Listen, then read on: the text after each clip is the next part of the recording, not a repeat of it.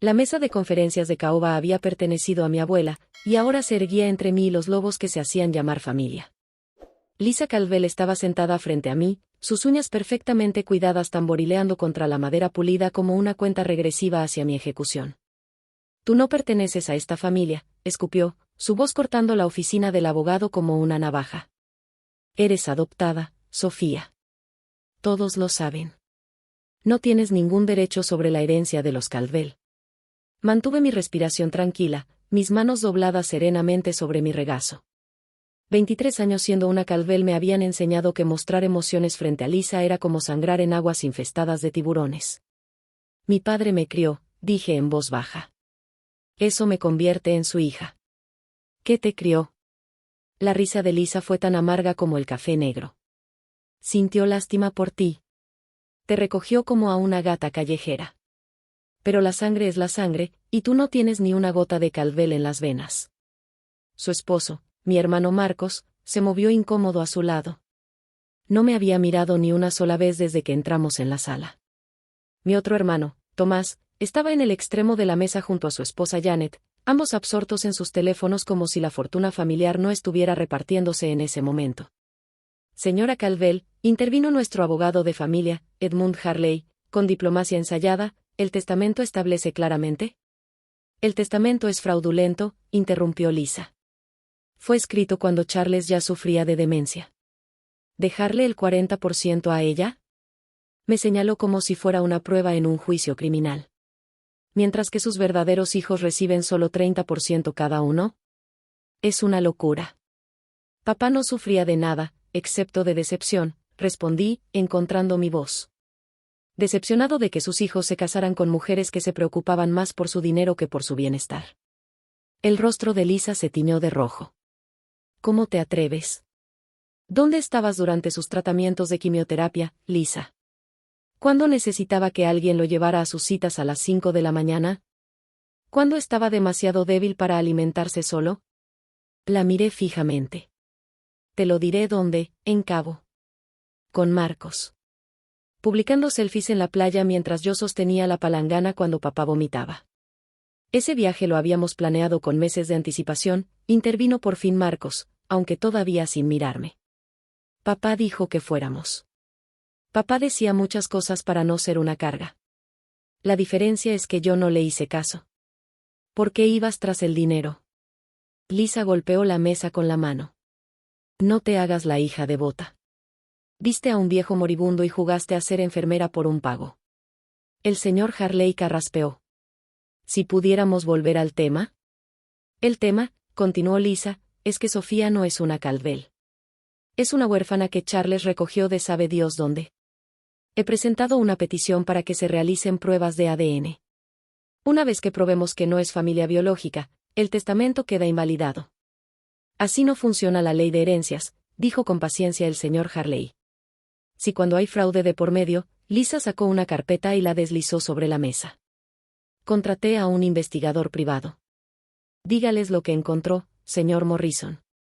Un hombre al que no había notado salió de la esquina, alto, de cabello gris, con un rostro marcado por demasiados secretos familiares. Abrió una carpeta de cuero.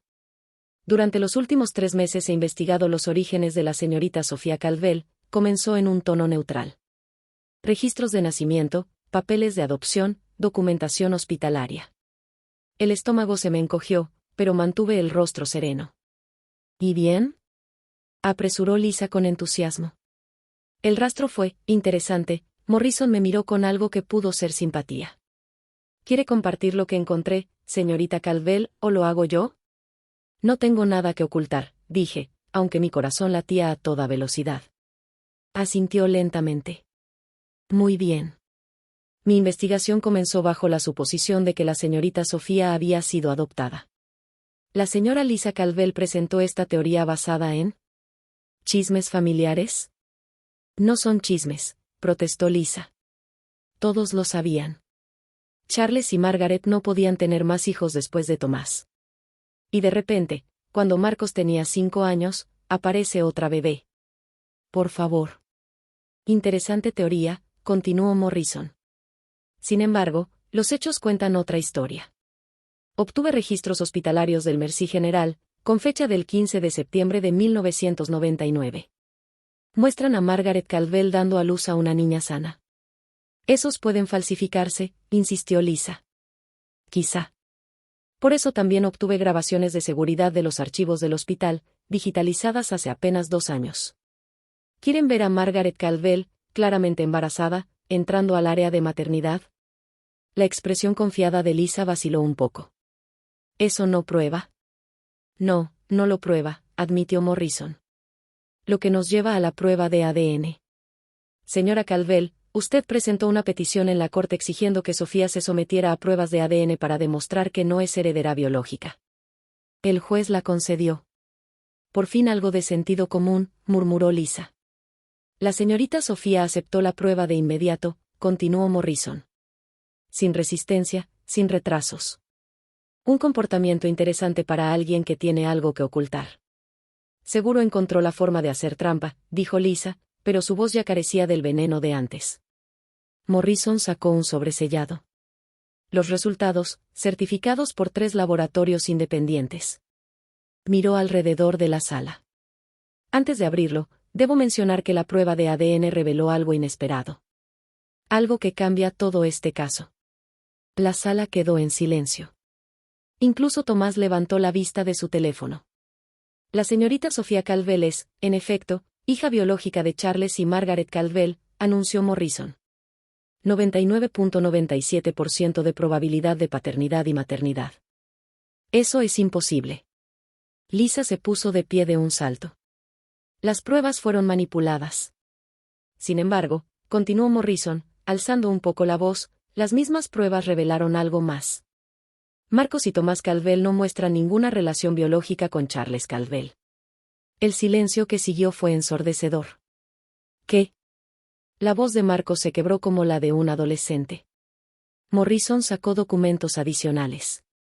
Pruebas posteriores confirmaron que Marcos y Tomás comparten al mismo padre biológico, el primer esposo de Margaret Caldwell, David Thornton, quien supuestamente murió en combate en 1993. Los registros muestran que en realidad falleció en 2001, mucho después de que ambos nacieran. Mientes, susurró Tomás, pálido como la ceniza. El diario de Margaret Caldwell lo confirma, dijo Morrison con suavidad. Ella nunca se lo dijo a Charles. Lo dejó creer que los niños eran suyos. La culpa la atormentó durante años. Dejó una confesión sellada con su abogado, para abrirse únicamente si la legitimidad biológica de sus hijos era cuestionada. Miró directamente a Lisa. Como usted lo hizo. Miré a mis hermanos, no, a mis medio hermanos, mientras su mundo se desmoronaba. La ironía era asfixiante. Pasaron años tratándome como extraña, como un caso de caridad que su padre había acogido. Y todo ese tiempo, yo era la única hija biológica. Esto no puede ser legal, la voz de Lisa había perdido toda su fuerza. Ellos fueron criados como sus hijos. Ah, ¿ahora ser criado por alguien te convierte en su hijo? Una risa amarga escapó de mí. Qué curioso que esa lógica solo aplique cuando les conviene. Sofía, por fin Marcos me miró, sus ojos suplicantes. ¿Tú lo sabías? No, respondí con honestidad. No tenía idea. Yo en verdad les creí cuando insinuaban que era adoptada. Todos esos comentarios con los años, papá te quiere aunque seas diferente. La familia es más que la sangre. Pensé que eran amables respecto a mi adopción. Eso creíamos que hacíamos, dijo Tomás débilmente. El señor Harley enderezó sus papeles. Legalmente, esto no cambia nada con respecto al testamento. Charles Caldwell crió a los 3 como a sus hijos. El testamento se mantiene tal como está escrito. Excepto, intervino Morrison, que hay un codicilo. Agregado apenas el año pasado. Señor Harley. El abogado se mostró incómodo. Charles agregó una disposición. En caso de que alguno de sus hijos impugnara el testamento basándose en la relación biológica, sería obligatorio realizar pruebas de ADN a todas las partes. Y se detuvo un instante, cualquier hijo que no resultara biológicamente suyo recibiría únicamente la cantidad mínima establecida por ley, $1. Él lo sabía, susurré. Papá lo sabía. El diario sugiere que Margaret le confesó la verdad cuando fue diagnosticada con cáncer, confirmó Morrison. Él decidió callar. Hasta que sus hijos, los que crió y amó, decidieron usar la biología como arma unos contra otros. Lisa se dejó caer en la silla. ¿Marcos y Tomás no reciben nada?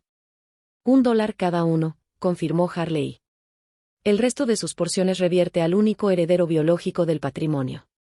Sofía hereda el 98%. El 2% restante va a diversas organizaciones benéficas. Vamos a impugnar esto, dijo Lisa desesperada. Es cruel. Inhumano. Tú abriste esa puerta, dije en voz baja. Tú exigiste pruebas de ADN. Tú gritaste sobre herederos biológicos. Obtienes exactamente lo que pediste. Sofía, por favor, Marcos extendió la mano hacia mí. Seguimos siendo familia. Sigo siendo tu hermano. ¿Ahora soy familia? Me levanté lentamente, recuperando la compostura. Durante 23 años me hicieron sentir como intrusa. En cada reunión, en cada Navidad, había susurros. Burlas. Sofía es diferente. Sofía no se parece a nosotros. Gracias a Dios Charles tiene buen corazón. No queríamos decir. Querían decir cada palabra. Y lo más triste es que yo lo creí. Pasé años preguntándome quiénes eran mis verdaderos padres, porque me habían dado en adopción, si papá se arrepentía de haberme aceptado. Reí, pero sin alegría. Resulta que yo era la única que realmente pertenecía aquí. Tomás se levantó bruscamente, Janet aferrada a su brazo. Esto no termina aquí. Sí, dije con firmeza. Sí termina. Papá les dio 30 años de amor incondicional. Sabía que no eran sus hijos biológicos y nunca dijo una palabra, nunca los trató diferente. Eso debió ser suficiente. Pero tuvieron que escarbar, tuvieron que probar que yo era menos. Felicidades, probaron algo, solo que no lo que esperaban. Morrison guardó sus archivos. Mi informe final será presentado en la corte mañana. Señorita Caldwell, mis condolencias por su pérdida. Su padre fue un buen hombre. Lo fue, asentí. Amó a sus hijos. A todos. Incluso cuando no lo merecían. Cuando la sala se vació, Lisa permaneció, su compostura perfecta por fin hecha añicos. Destruí la herencia de mi propio esposo. No, respondí. Revelaste una verdad que lo cambió todo. Solo que no la verdad que esperabas. ¿Qué vas a hacer con todo eso? Pensé en papá, en cómo pasó el último año de su vida preparando esta trampa, sabiendo que la avaricia de sus hijos la activaría. Jugó ajedrez mientras ellos jugaban damas. Voy a honrar sus verdaderos deseos, dije. Los que me confesó durante las quimios, cuando solo estábamos él y yo. La mitad a beneficencia, fondos educativos para niños de escasos recursos. Una cuarta parte para mantener las propiedades y negocios familiares, ¿y el resto? Tal vez lo use para fundar una empresa de pruebas de ADN. Parece que hay mercado para sorpresas desagradables. Lisa se estremeció. ¿Y Marcos, Tomás? ¿Siguen siendo tus hermanos, biológicos o no? Recibirán lo que papá especificó, $1 cada uno. Y una lección sobre tirar piedras viviendo en casas de cristal. Caminé hacia la puerta, y me detuve. ¿Sabes qué es lo más irónico? Si hubieran aceptado el testamento tal cual, hoy tendrían millones. Pero tenían que demostrar que yo no pertenecía. Y resulta que la única que pertenecía era yo.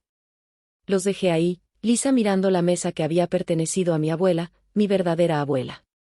La fortuna de los Caldwell era mía ahora, pero se sentía vacía.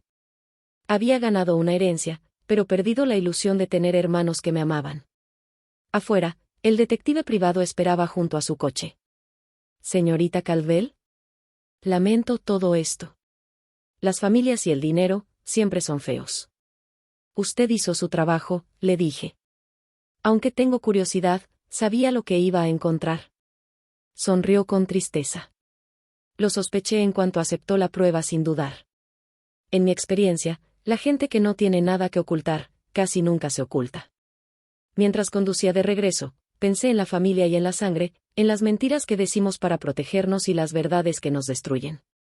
En algún lugar, Marcos y Tomás estaban asimilando que toda su identidad se había construido sobre un engaño.